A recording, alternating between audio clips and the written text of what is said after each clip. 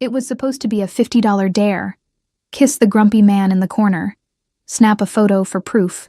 Run before security caught up. Standard bachelorette chaos, the kind that lived in group chats for years. What Zola Pierce did not know, could not possibly have known, was that the grumpy man in the corner was Seo Yoon Kang, heir to a $5 billion cosmetics empire, the most marriage-hunted bachelor on 3 continents, a man who had not been genuinely surprised by anything in over a decade. She kissed him like the world was ending. Then she ran. 5 days later, Seo Yoon Kang walked into her 3rd-grade classroom, sat in a child-sized chair built for someone half his size, and very quietly began dismantling every certainty she had ever held about her own life. This is the story of one dare, one kiss, and a man who refused to let either of them stay a joke. The plan, as Kiki Adebayo originally explained it, had been simple. 2 bars in the West Village, 1 rooftop on the High Line, 1 karaoke room in Koreatown, stop at the bodega for emergency snacks. Home by 2. That was the plan at 6 o'clock. Dinner had happened first, at a small Italian place in the West Village. The pasta had been excellent. The wine had been generous. Tasha had cried twice over a tiramisu that was admittedly very emotional. Once because the wedding was too close. Once because it was not close enough. Imani had presented Tasha with a leather-bound wedding planner she had personally designed and tabbed in 3 colors. Kiki had presented Tasha with a vibrator the size of a small forearm, wrapped in pink tissue paper. Tasha had cried a 3rd time. A waiter had pretended not to see anything. 3 glasses of Prosecco in. Tasha had announced she did not want to do karaoke. Tasha had wanted to do something she would remember. Tasha had wanted, specifically, to do something the kind of married woman she was about to become would never, ever do again. Kiki had immediately produced her phone. I have an idea. Oh no. It is a very small idea. Kiki, I am only going to say 1 word. Do not say it. Plaza. By 9, the plan had been replaced with an entirely different plan, and the new plan involved a hotel ballroom at the Plaza, 3 borrowed champagne flutes, and the kind of confidence that only existed inside a moving Uber. Kiki twisted around in the front seat to face the bride. Tash, you are getting married in 28 days. You are about to swear off everything fun forever. You will become a wife. You will own a slow cooker. You will have opinions about Ottomans. I already have opinions about Ottomans. That is exactly the kind of statement that justifies what we are about to do. In the back seat, Imani Walters was reading the New York Times wedding announcements on her phone with the energy of a woman who had not consented to anything. You realize this is trespassing. It is not trespassing. It is attending. Without an invitation. There is a legal distinction. What is the distinction? I do not know yet. I am workshopping it. Zola Pierce, who taught 3rd grade at PS 184 in Sunset Park and had not done a single illegal thing since lifting a Snickers from a corner store in 2003, looked out the window at 5th Avenue and tried to remember how she had agreed to this. The dress was Tasha's. The heels were Kiki's. The lipstick had been applied in a public bathroom by a woman she had never seen before. Somewhere in the last 3 hours, Zola had become a different person, and the new person was very interested to find out what happened next. Kiki was on a roll. The bride needs a wedding crash. It is tradition. It is in the bachelorette bylaws. There are no bachelorette bylaws. There are now. The Uber pulled up to the Plaza. The doorman did not stop them, because 4 well-dressed women walking into the Plaza on a Saturday night looked exactly like 4 well-dressed women walking into the Plaza on a Saturday night. Inside, the Vanderhall Crow wedding reception was in its 2nd hour, 1,100 guests, a 4-tier cake the height of a refrigerator, an orchestra, 3 different bars, the kind of wedding that had a separate Instagram account run by the bride's publicist. The girls did not look out of place. That was the most disorienting part. Tasha had a small clutch and a smile that could pass for old money in dim light. Imani had a doctorate's worth of posture. Kiki was already chatting up a man near the chocolate fountain. Zola moved through the crowd holding a champagne flute she had not paid for, half expecting a tap on the shoulder. The tap did not come. What came instead was Kiki, returning from the chocolate fountain with chocolate on her thumb and a wicked, wicked smile. Zoe, do not turn your head. Do not look, but also definitely look. Which one is it? Northeast corner, black suit, phone in his hand, face like he is calculating taxes in a country he does not live in. Zola looked. He was standing by a window that overlooked the park, half in shadow, the kind of perfectly still that came from people who did not need to perform stillness. He was alone. Whoever he had come with was not currently with him. He did not appear to mind. He was looking at his phone the way other men looked at exits. No. I have not even asked yet. I know what you are going to ask. The answer is no. $50. No. $50 and I pay your half of the Airbnb in the Catskills next month. Kiki. $50, the Airbnb, and I will personally drive you to school every morning for 1 full week. Zola turned to face her best friend, who was holding her chocolate-stained thumb up like a small flag of surrender to mischief. You want me to walk over to that man? A man we do not know. A man we have not been introduced to. A man who looks like he has personally fired entire continents. And you want me to kiss him. On the mouth. On the mouth. For at least 3 seconds. Kiki. Photographic evidence required.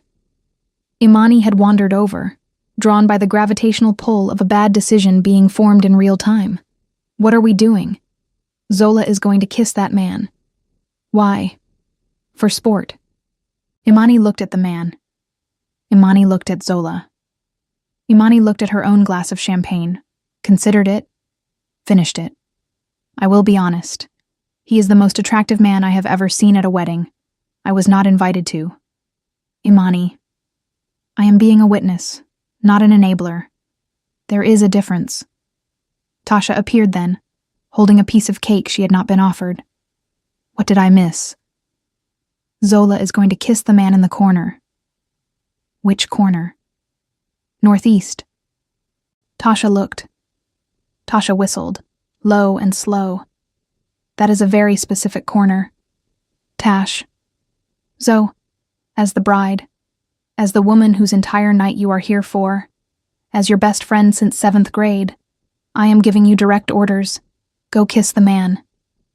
Zola looked at the 3 of them, the 3 women she loved most in the world, the 3 women who had shown up to her father's funeral, the 3 women who had stayed up the night before her teaching certification exam, drilling her on lesson plans, the 3 women who had carried her, in small ways and large ones, through every chapter of her adult life.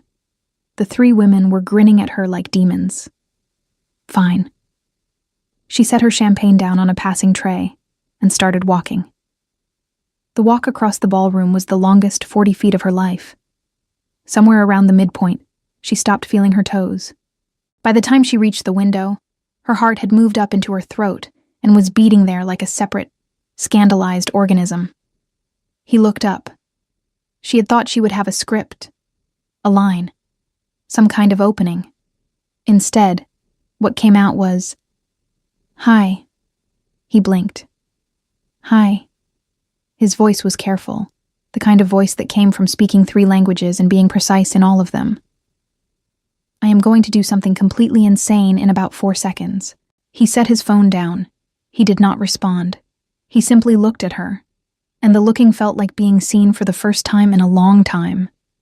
And Zola, who had come over to perform a joke, found herself entirely unable to remember what the joke had been. Could you do me one favor? What favor? Do not have me arrested. The corner of his mouth moved. It was not a smile. It was the structural beginning of one. Noted. She kissed him.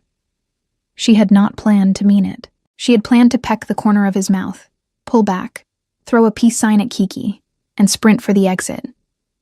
That was the plan. The plan had been clear, but he turned his head, perhaps by accident, perhaps not.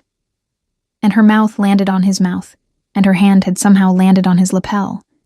And he was so still and so warm, and he smelled like something she did not have a word for, and somewhere in the 3 seconds Kiki had demanded. Time stopped behaving like time. When she pulled back, Her hand was still on his lapel. She did not say anything. He did not say anything. His phone had slipped from his fingers and was lying face down on the carpet. I have to go. Wait. I am so sorry. What is your... She did not hear the rest. She turned. She ran. She ran like the building was on fire, like she had stolen something, like the rules of physics were going to catch up with her any second.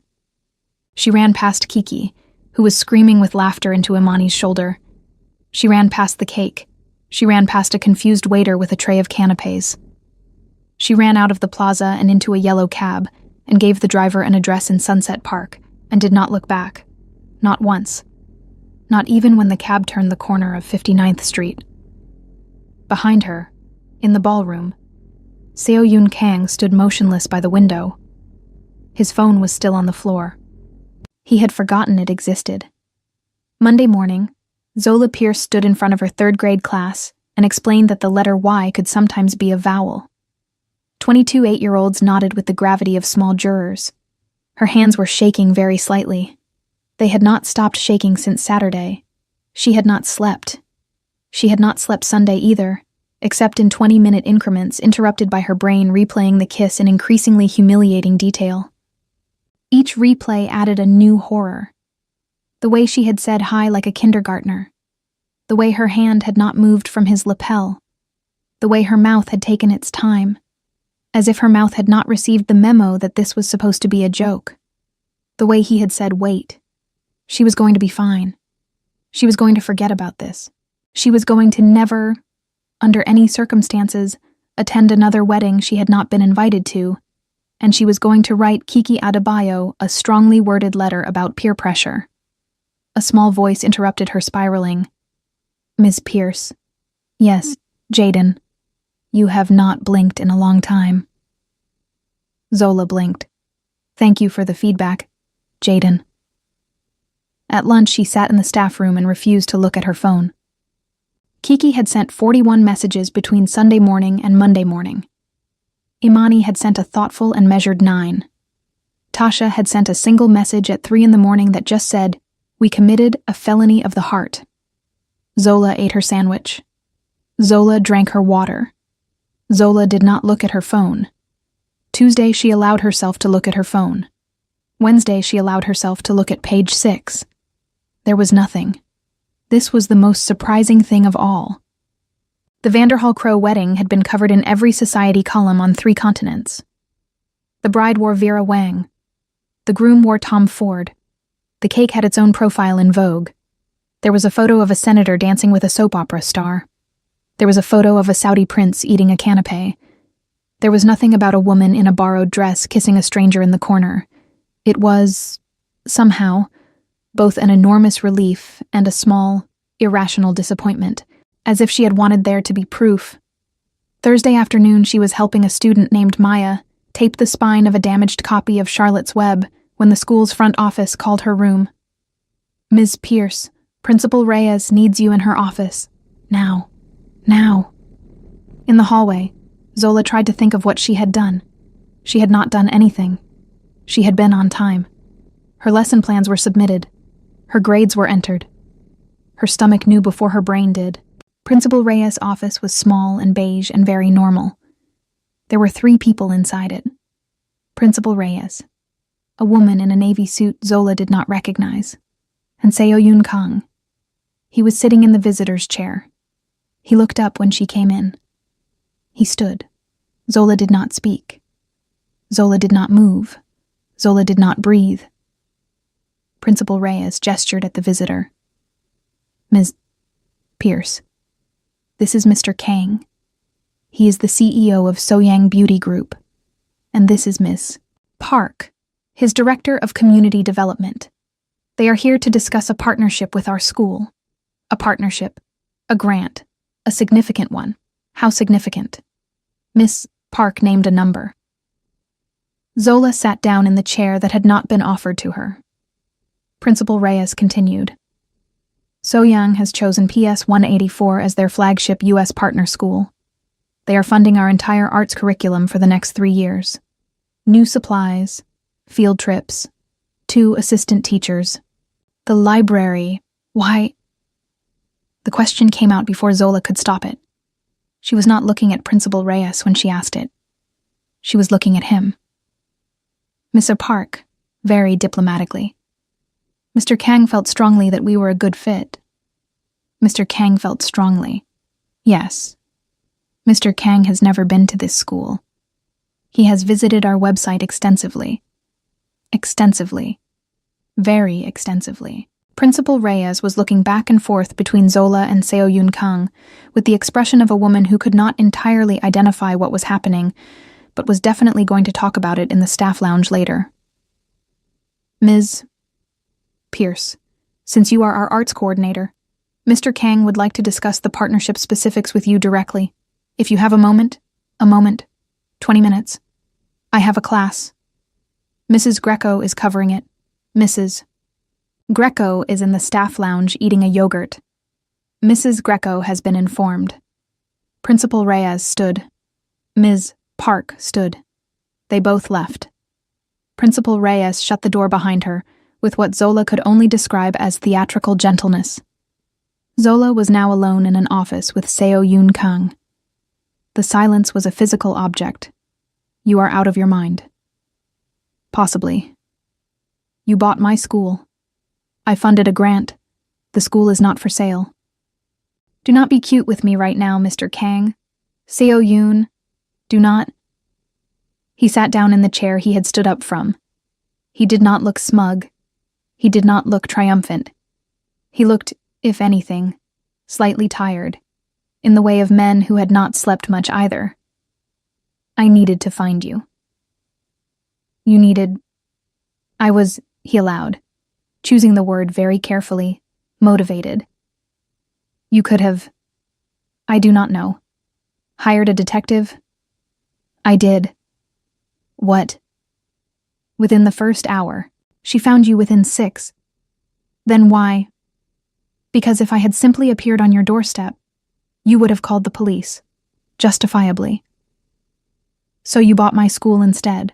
I funded a grant for an underserved school in a district my company is expanding into. The selection criteria were independent. I did not interfere with the committee. I would not have. They chose PS 184 on its merits. I simply made sure your school was on the list of candidates. That is the same thing. It is not, mathematically, the same thing. It is morally the same thing.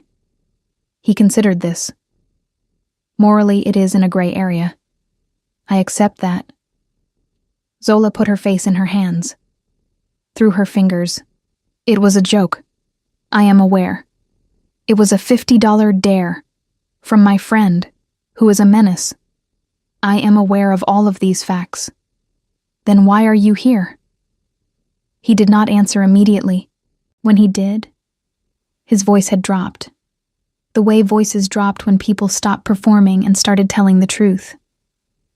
Because for 10 seconds, on Saturday night, somebody looked at me like she did not know what my last name was. Do you know how long it has been since that happened to me? She did not answer. Years. Years. That is not my problem. No. It is not. It is mine. I am not asking you to do anything about it. I am not asking you on a date. I am not asking for your number. The grant is unconditional. It is yours and the school's regardless of what you do with this conversation. Then what do you want? He looked at her. I want to be a person you have spoken to twice. Twice. Once on Saturday, and once today. That is all. After this, if you tell me to never come back, I will never come back. I will continue to fund the school. I will never set foot in it again. You have my word. Zola looked at him. The thing she could not get over, the thing that was making her angry in a way she could not entirely organize, was that he meant it. He was not posturing. He was not performing for her. He was a man who had moved a foundation across an ocean to engineer one 20-minute conversation, and he was telling her, with complete sincerity, that he would walk away the second she asked, which meant she had power. which was somehow the most disorienting development of all. 20 minutes. 20 minutes. Starting now. She looked at her watch. She set the timer. She made him use every second. He left through the side door of the school. He did not look back. He did not need to look back. He had spent 20 minutes hearing about every reason this could not happen, and the reasons had been good, and he had heard them in the kind of silence that came from a man who was filing each reason away for future consideration. Zola watched him go from the window of the front office. She stayed there until Principal Reyes came back in. Principal Reyes looked at the closed door. Principal Reyes looked at Zola. Principal Reyes looked at the closed door again. Ms. Pierce. Yes, I am not going to ask. Thank you.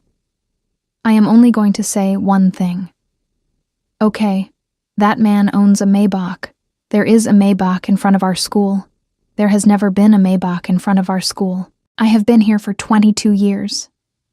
Okay, whatever this is, be careful. I am being careful. I know. Principal Reyes turned and walked back down the hallway. Zola stood at the window until the Maybach pulled away. The car was so quiet she did not hear it leave. She had to look up from her own hands to see that it was already gone. He did not come back the next day. He did not come back the day after that either. He had told her he would walk away if she asked him to walk away. And she had not, in fact, asked him to walk away, but she had also not asked him to stay. And so he did the third thing, which was the thing she had not anticipated, which was to wait. What he did do, in those next 4 weeks, was every single thing he had said he would do. The grant arrived in 3 installments. The first installment paid for a new set of art supplies that filled an entire closet. The second installment paid for the broken auditorium air conditioner that the district had refused to fund for 6 years. The third installment paid for 2 assistant teaching positions that Principal Reyes had been begging for since before Zola was hired. He sent no emails. He sent no flowers. He sent our Marianne on the second Friday a single hand-addressed envelope to PS 184 marked to her attention that contained one item and nothing else. A Polaroid photograph of his phone, lying face down on the carpet of the Plaza ballroom, with no caption.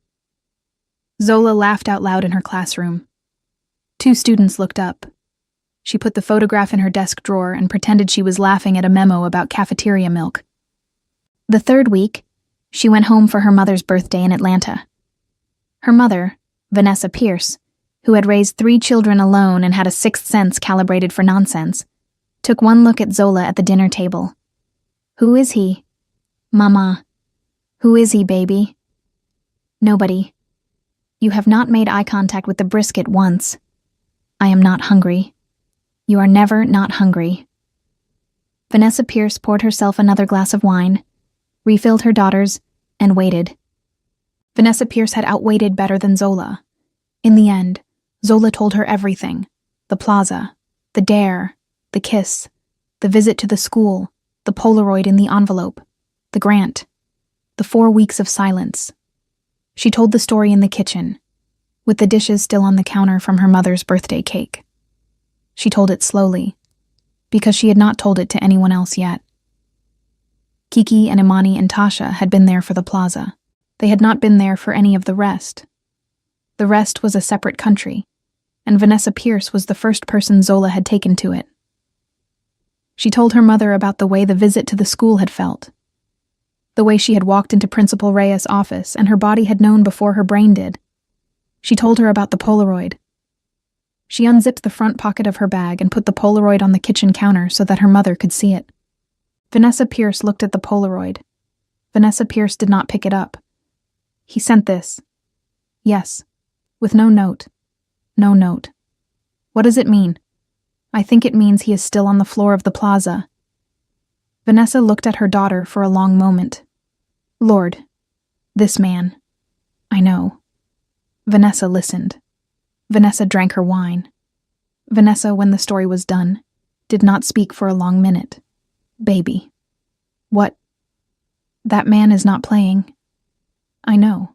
That man has never not gotten something he decided he wanted. I know. And he has decided, do you understand me? He has decided What do I do?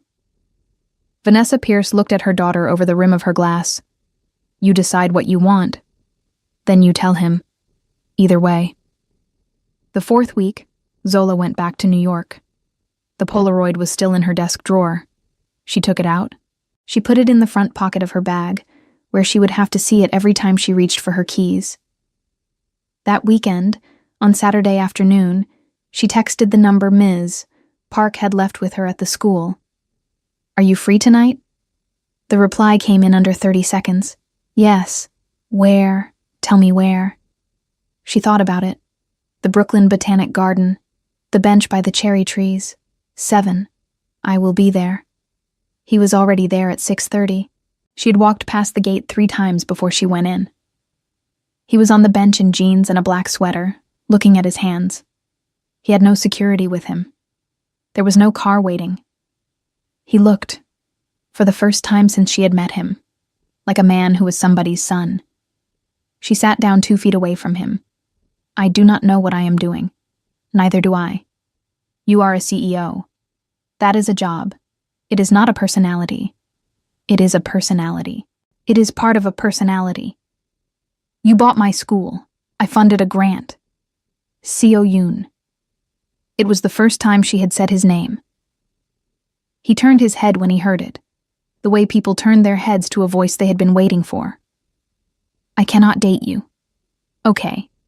I am a 3rd-grade teacher. I make $48,000 a year. I share a bathroom with a roommate named Denise, who has opinions about my shower habits. I have a closet that is half lesson plans and half winter coats. I am not equipped for whatever this is. Okay. You are not allowed to keep saying okay. What word would you like instead? I do not know. A real one. He turned to face her on the bench. He set both of his hands on his own knees, like a man who was being careful not to gesture, not to perform, not to do anything that could be misread. Zola. Yes. I have spent the last 4 weeks asking myself why, on Saturday, May the 22nd, in a ballroom of 1,000 people, a stranger walked across a room and changed the chemistry of my central nervous system. I do not have an answer. I am not going to pretend to have an answer. I am 32 years old and I have been engaged twice, and I have not, on either occasion, been able to remember what either of those women smelled like. She did not move. I am not asking you to date me. I am asking you to let me know you. Slowly. Like a person who has time. I have a lot of resources. I do not have a lot of time, in the sense of patience, in the sense that I have run out of patience for things that are not real. I think you are real. I would like to find out. That is a lot of words for a man who said okay 6 times. I know. You rehearsed that. I did. On the plane. On 3 planes. She laughed. He smiled. It was the first time she had seen him smile, fully, and it changed his face in a way she had not been prepared for and was going to have to think about later. Slowly. Slowly. I mean it. No grand gestures, no private jets, no deciding to acquire my building. I would never acquire your building. The building's HVAC is non-compliant. I have read the inspection report. You read the inspection report on my building. I needed to know that you were safe. Seo Yoon. I am working on it. She looked at him for a long moment.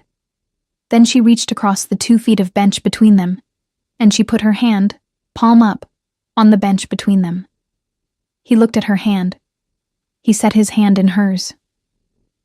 They did not move from the bench until the garden closed. The phone call came at 7 in the morning, 2 weeks later. Zola was making coffee. Denise, her roommate, was in the shower expressing opinions about Zola's shampoo. The phone was unknown number, country code South Korea. And Zola almost did not answer it, because the only thing scarier than a debt collector was a debt collector who had your international number. She answered it. Hello. Is this Miss Zola Pierce? The voice on the other end was a woman's voice. Warm. Older. With an accent more pronounced than Seo Yoon's. The kind of accent that had been earned over decades rather than refined. Yes. Miss Pierce. This is Hee-Jin Kang. I am Seo Yoon's mother. Zola put the coffee pot down very carefully on the counter, because she had developed an instinct, in the last few weeks, for knowing when she was about to drop things. Mrs. Kang. Please. Hyejin. Mrs.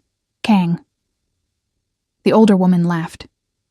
The laugh was small and amused and slightly conspiratorial. The laugh of a woman who had not expected to be charmed and had decided, against her own better judgment, to be charmed anyway. I am hosting a small gathering in 2 weeks. In Manhattan. For my birthday. My son has not mentioned it to you, because my son does not mention anything to anyone. Ever. This is one of his charms, and also one of his failings as a child. I am calling you directly because I would like you to come. Mrs. Kang. I am not sure what your son has told you. My son has told me nothing. This is also a charm and a failing. I had to obtain this information from a society columnist who works for the Korean edition of Vogue. Her name is Miran. She is a vulture. She is also extremely accurate. According to Miran, on May the 22nd, my son was observed in a corner of the Plaza Ballroom, kissing a beautiful young woman with extraordinary posture. And according to Miran, on the following Thursday, my son personally diverted a portion of the Soyoung North American Foundation's annual budget to an elementary school in Sunset Park, Brooklyn, where the very same beautiful young woman is employed as a third-grade teacher. Mrs. Kang. I have not been wrong about my son in 32 years. I am not wrong now. Will you come? Zola put her hand over her eyes. Mrs. Kang. The kiss was a dare. From my friend. At a wedding I was not invited to. There was a long silence on the line. Then Hyejin Kang began to laugh. She laughed for what felt like a full minute. Zola, holding the phone away from her ear slightly, stood in her kitchen and listened to her boyfriends. Was he her boyfriend? What was he? Listened to Seo Yoon Kang's mother laugh herself into a small coughing fit 5,000 miles away. When she had recovered, "Oh, my dear. Oh, you must come. You absolutely must come. I insist. I will see you in 2 weeks. Wear something you can sit down in. I will send you the address." The line went dead. Zola stood in her kitchen for a long time. Denise emerged from the shower with a towel on her head. Who was that? My future mother-in-law. What? Make me another coffee. Seo Yoon called her 4 hours later. He had been in a board meeting. He had emerged from the board meeting to 17 missed messages from his mother and 1 missed call from Zola. He had called Zola first. She called you. She called me. I am going to kill Miran. Who is Miran? A vulture. Yes. I have been briefed. Zola. Please. 1 weekend. Please. Pretend you are my girlfriend. Officially. Publicly. For her benefit. If she believes I am serious about someone, she will stop introducing me to the daughters of her friends, of which there are 7 currently in active rotation. I will owe you for the rest of my life. I will fund every school in your district. I will buy every child a personalized name tag. You are panicking. I am panicking. Yes. She held the phone for a long second. Seo Yoon. Yes.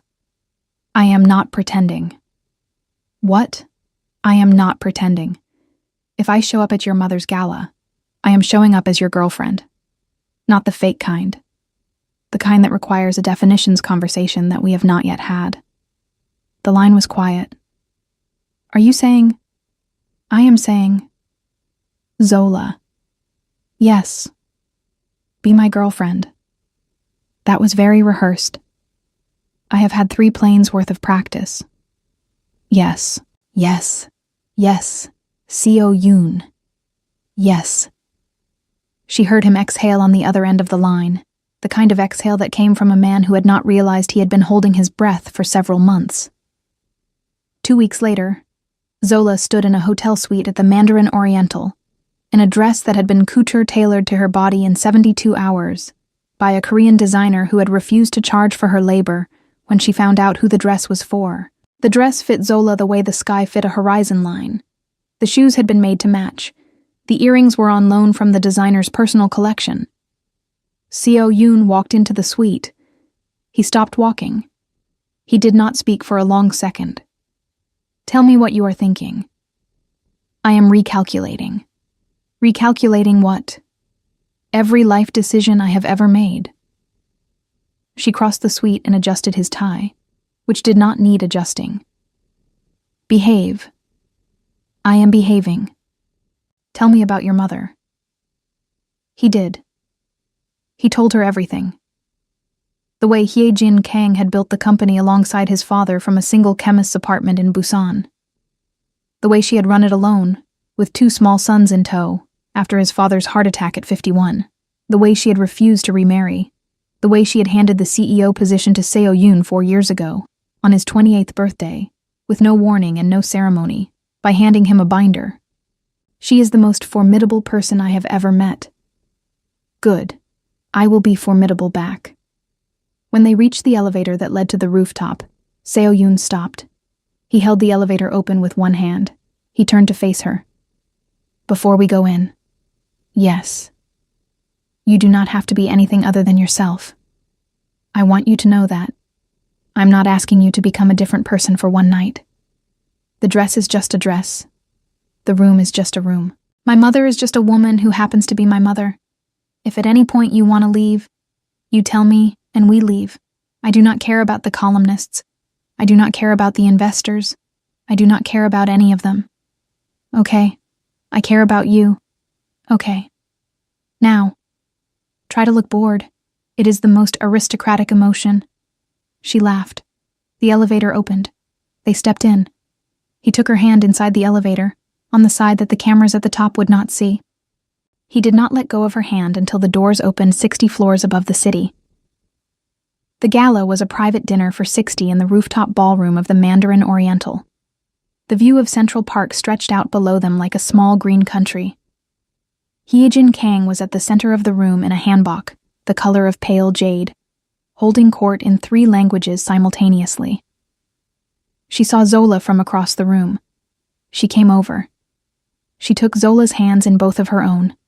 So, the dare. Yes, ma'am. Sit beside me. Tell me everything. Zola sat. Zola told Zola, who was a teacher, was very good at telling stories with the right number of words. She told Hye-jin Kang about the bachelorette, about Kiki, about the dress, about the dare, about the kiss, about the running, about the Polaroid, about the bench in the botanic garden. She did not embellish. She did not dramatize. Hye-jin Kang listened with the absolute stillness of a woman who had not been told the truth in a long time. When Zola was finished, Hye-jin Kang reached for her water glass. She took a long sip. She turned to face Zola. My son has not laughed in 3 years. He laughed twice tonight, from across the room. I heard him. Whatever you are doing, continue. She squeezed Zola's hand once, sharply, the way mothers squeezed. Before the dinner could resume properly, a young woman in a champagne-colored dress crossed the room and stopped at Zola's chair. The young woman smiled with the kind of teeth that had been cared for at length. You must be the new one. I am Zola. Min-ji. My mother is a friend of Mrs. Kang. We have known Seo-yoon since we were children. I just wanted to introduce myself. Nice to meet you. It is so brave of you to come tonight. Brave. Korean society is a lot. I teach 3rd grade in Brooklyn. I have seen a lot. Min-ji laughed politely, in the way of women who were calibrating in real time. Min-ji, very carefully, did not sit down. Min-ji was about to say something else when Hye-jin Kang reappeared at Zola's elbow as if she had never left. Min-ji, darling, how is your mother? She is well, Mrs. Kang. Tell her I miss her. We must have tea soon. The 3 of us. Yourself, your mother, and Miss Pierce. Miss Pierce is wonderful with mothers. She has been asking me about my late husband. Min-ji's smile did not change, but something behind the smile did. Of course, Mrs. Kang. Min-ji floated away. Hye-jin Kang sat down beside Zola again. Hee-jin Kang did not look at Zola. Hee-jin Kang reached for her water glass, took a sip, and spoke without turning her head. There are 6 more of those in this room tonight. Smile when they approach you. Do not flinch. I will handle the rest. Yes, ma'am. I like you. Yes, ma'am. Then she stood up and went to charm a Saudi investor in flawless Arabic. And Zola sat at the table with her heart in a complicated knot. Across the room, Seo Yoon was watching her. She caught his eye. He did not look away. He did not smile. He just looked, the way he had looked at her in the plaza on May the 22nd, when his phone had fallen out of his hand. That night, after the gala, after the photographs, after the goodbyes, after his mother had patted her cheek and called her my dear in front of 3 columnists who would write about it for 3 days, Seo Yoon and Zola went back to his penthouse on the Upper East Side. He closed the door. He did not turn on the lights. Come here. She came. He kissed her. It was not a dare. It was not a performance. It was not for an audience or a mother or a society columnist named Miran. It was a first kiss, in the way that the first one had not been. It went on for a long time. It moved from the door to the couch to the bedroom slowly, the way important things moved, with pauses and small laughter and the kind of attention that came from people who had decided that the other person was not a thing to be rushed. The lights stayed off. The city outside the window glowed silver and amber, and the curtains were not closed, and Seo Yoon kissed her like she was a sentence he had been trying to say for years. In the morning, she woke to the smell of coffee. He was already up. He had made her coffee. He brought it to her in bed. He sat on the edge of the bed and watched her drink it. What? Nothing. What? I am keeping you. Okay. I just wanted to say it out loud. She laughed. He smiled. The phone rang. It was Kiki. Oh God. What? She answered. Kiki was crying. Zoe, I did something. Zoe, oh my God. Zoe. Kiki Adebayo had, in the way of all chaotic agents of human history, meant well. 8 weeks earlier, on the morning after the Vanderhall Crow wedding, Kiki had been hung over in the kitchen of her studio apartment in Bed-Stuy when she had received a text message from a number she did not recognize. Hi, this is Carter Reeves. Page 6. I was at the Vanderhall last night. I noticed your group. Got some great photos. Would love to chat if you have a minute. Carter Reeves had, it turned out, been hired as a freelance photographer for the wedding society coverage.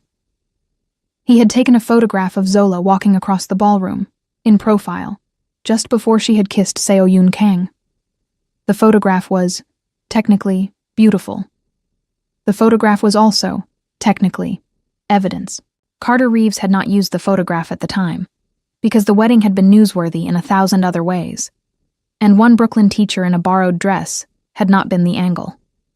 He had filed the photograph in a folder on his desktop labeled, Maybe Later. In late June, while reading the financial press, Carter Reeves had noticed a small item. Soyoung Beauty Group, a major Korean conglomerate, had partnered with a Brooklyn elementary school in a multi-million-dollar grant. The grant had been personally authorized by the company's CEO, Seo Yoon Kang. The school's arts coordinator was a third-grade teacher named Zola Pierce. Carter Reeves had opened the folder labeled Maybe Later. Carter Reeves had called Kiki Adebayo. Kiki Adebayo had thought, in her own later admission, that it would be funny. She had pictured a small item, a teasing 2-paragraph thing in a gossip column, a wink, a something her best friend, who was on date number 3 with a billionaire who was clearly out of his mind for her, could laugh about over brunch. Kiki Adebayo had not anticipated the headline, Cosmetics Airplayed for a Fool. Brooklyn Teacher's Bachelorette Dare Becomes Year-Long Obsession. The article ran on Sunday morning. By Sunday afternoon, the photograph was on 3 continents. By Monday morning, the story had been picked up by the Korean press. By Monday afternoon, Soyoung's stock had dropped 2%. By Tuesday, a Korean morning show had run a 6-minute segment dissecting the kiss frame by frame.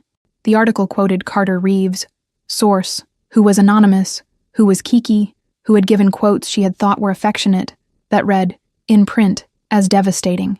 She had no idea who he was. She was dared, for $50. She thought it was a joke. She still thinks it was a joke.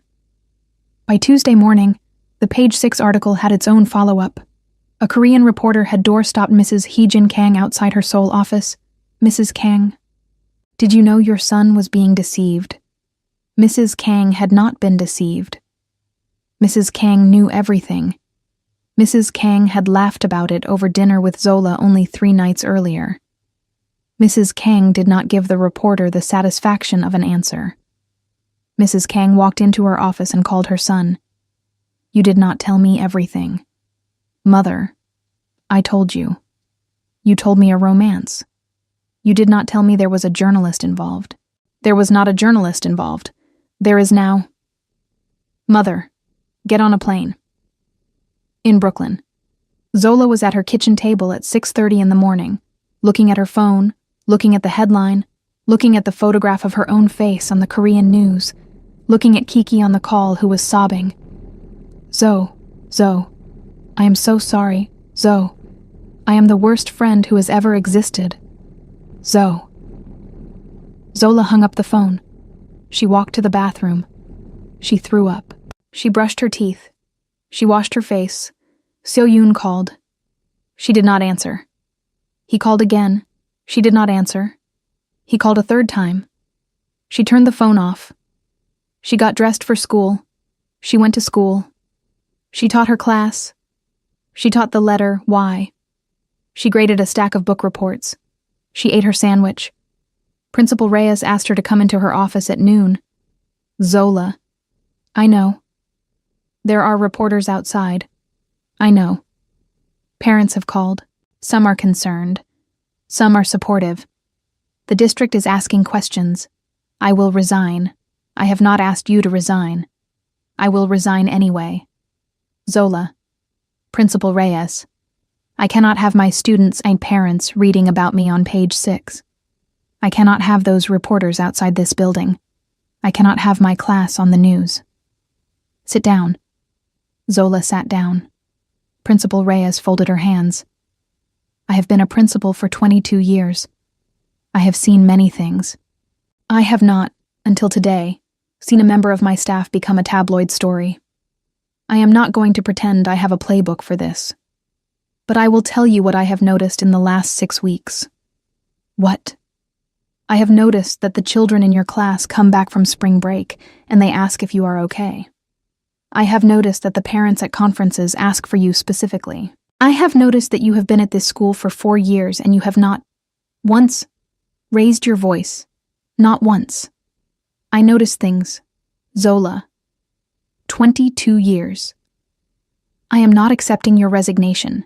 I am taking you off the front entrance during pickup for 2 weeks. We will use the side door. The reporters will get bored. They always get bored. Mrs. Reyes. Go finish your day. Go home.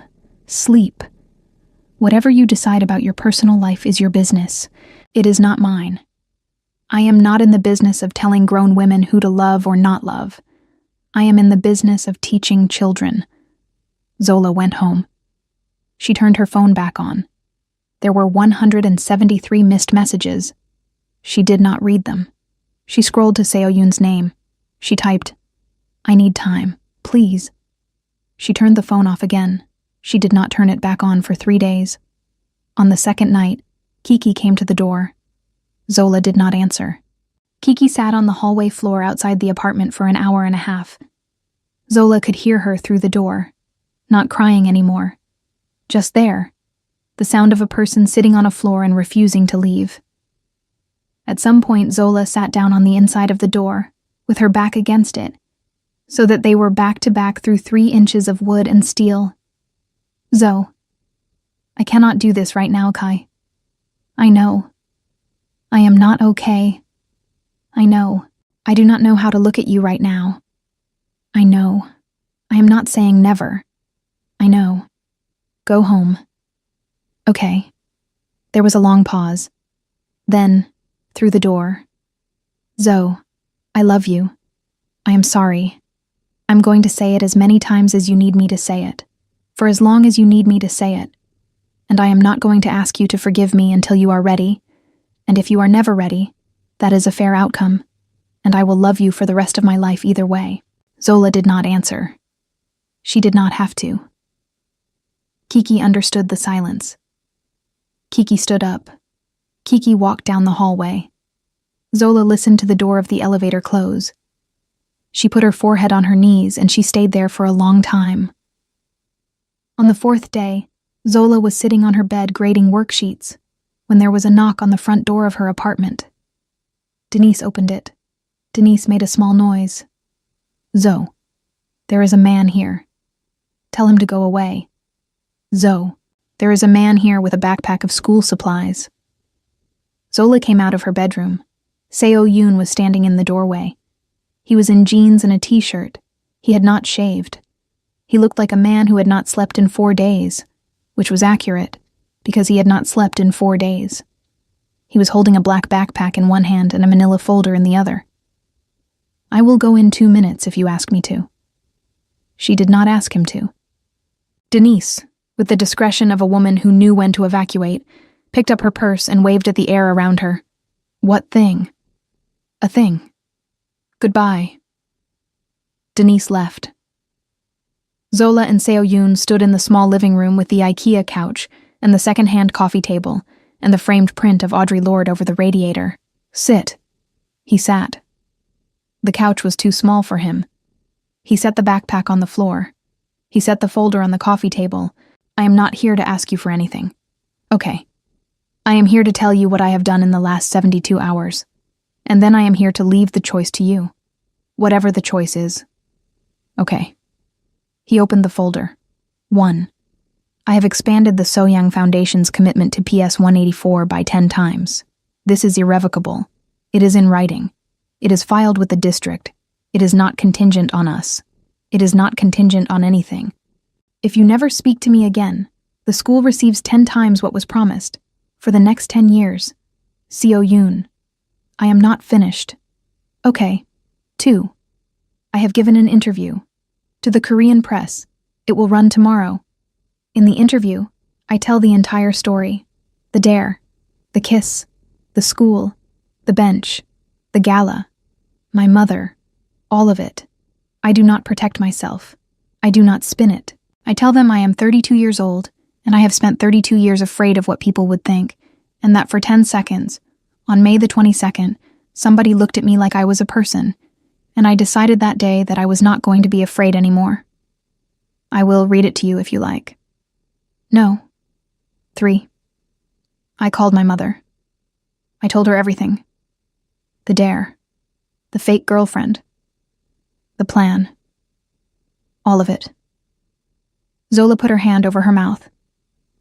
What did she say? He almost smiled. She said that I had spent 32 years afraid of what people would think, and that this was the first time she had seen me not afraid, and that I should marry you. Seo Yoon. 4. He set the folder down. He reached into the backpack. He took out a notebook.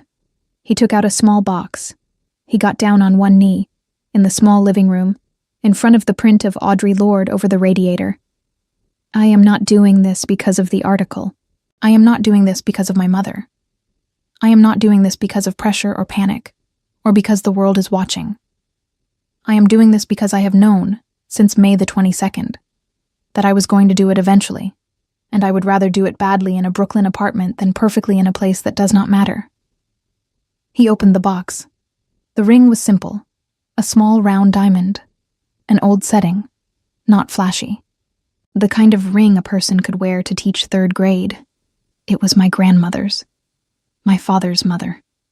She gave it to me when I was 9, before she died. She told me to give it to the person who looked at me like I was a person and not a name.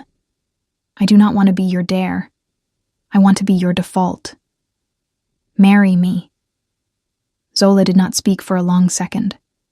Then she sat down on the floor in front of him, so that they were eye to eye, and she put both of her hands on his face.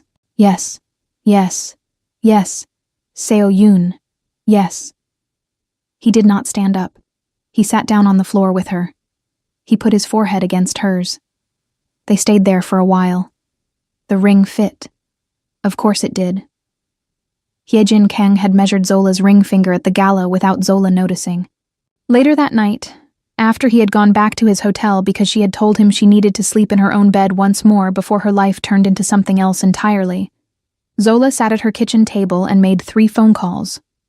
The first was to Vanessa Pierce, who answered on the second ring, in the careful voice mothers used when they were already half anticipating the news. "Mama, baby." He asked me. "I know. You know. Hyejin called me yesterday. We have been on the phone every day this week, baby. I have liked her since the first hello. Mama, come home Sunday. I am making a brisket." The second call was to Kiki, who answered before the first ring finished, and who began crying before Zola could speak. Zola did not say anything for the first 20 seconds. She let Kiki cry. Kiki had needed to cry. "Ki, I do not deserve to know. I am telling you anyway. Zo." "Yes," I said yes. "And you are going to be there. We are going to figure out the rest." The third call was to Principal Reyes, at home, at almost 11 at night, which Zola had never done before. Principal Reyes answered. Zola told her. Principal Reyes was quiet for a long second. "Miss Naz Pierce, yes, you will not be resigning." "No, ma'am." "Good. The third graders need you. So do I." Hyejin Kang arrived in New York on Friday afternoon. She did not call ahead. She did not text. She got in a black car at JFK, gave the driver the address of Zola's apartment in Sunset Park, and was knocking on the front door of a 5th-floor walk-up by 5:30 in the evening, holding a small box wrapped in furoshiki cloth. Zola opened the door. Hyejin Kang did not wait to be invited in. "I have come to meet your mother." "My mother is in Atlanta." "I am aware. I have a ticket. We leave in 3 hours. I have one for you also, if you would like to come." "You do not have to. I will go alone if necessary. But I have decided that the women in this family are going to know each other properly before the wedding, and I am too old to wait for everyone to schedule it." Zola did not speak for a long second. Then she stepped aside. "Come in. I have to pack." Hyejin Kang smiled the smile of women who had not, in their lifetime, been told no by very many people, and who were grateful, on the occasions when somebody might have, that this person did not. The wedding was the following May. There were 2 ceremonies. The first was at City Hall, in Lower Manhattan, on a Tuesday morning, with Vanessa Pierce, Hyejin Kang, Kiki Adebayo, Imani Walters, Tasha Green and her husband, Denise, Mr. Park, Principal Reyes, and 4 of Zola's students, who had been excused from school as the official ring-bearers and who took the responsibility very seriously, in the way that 8-year-olds with one important job in life took responsibility. The second ceremony was in Seoul, 6 weeks later, in a private garden outside the city, with 300 guests, 2 languages, and a hanbok the color of pale jade that had once belonged to Hyejin Kang. Vanessa Pierce, who had never been to Asia, cried for 14 consecutive hours and refused to be apologetic about it. Kiki Adebayo, who had been forgiven slowly and on conditions, was Zola's maid of honor. The conditions had included one very long apology, 3 months of unsolicited acts of service, and a notarized written promise to never speak to a journalist again under any circumstances. Kiki had signed all 3 pages with a comically large signature. She had cried at the rehearsal dinner. She had given a toast at the reception that had made even Hyejin Kang laugh, which Seo Yoon had not seen happen in his lifetime. Carter Reeves had not been invited. Miran had been invited. Miran had behaved. Mr. Park, who had been Seo Yoon's chief of staff for 9 years, and had been the one who first ran the detective search at 1 a.m. the night of the plaza, walked Zola down the aisle at the Seoul ceremony in place of her father. He had asked, very formally, 2 months earlier, with both hands holding a small folder of his own. He had presented the request as an honor he did not deserve. Vanessa Pierce, on the bride's other side, had walked with her arm tucked through his. The 3 of them had moved very slowly down the garden path, because Vanessa Pierce had refused to be hurried on the most important day of her daughter's life.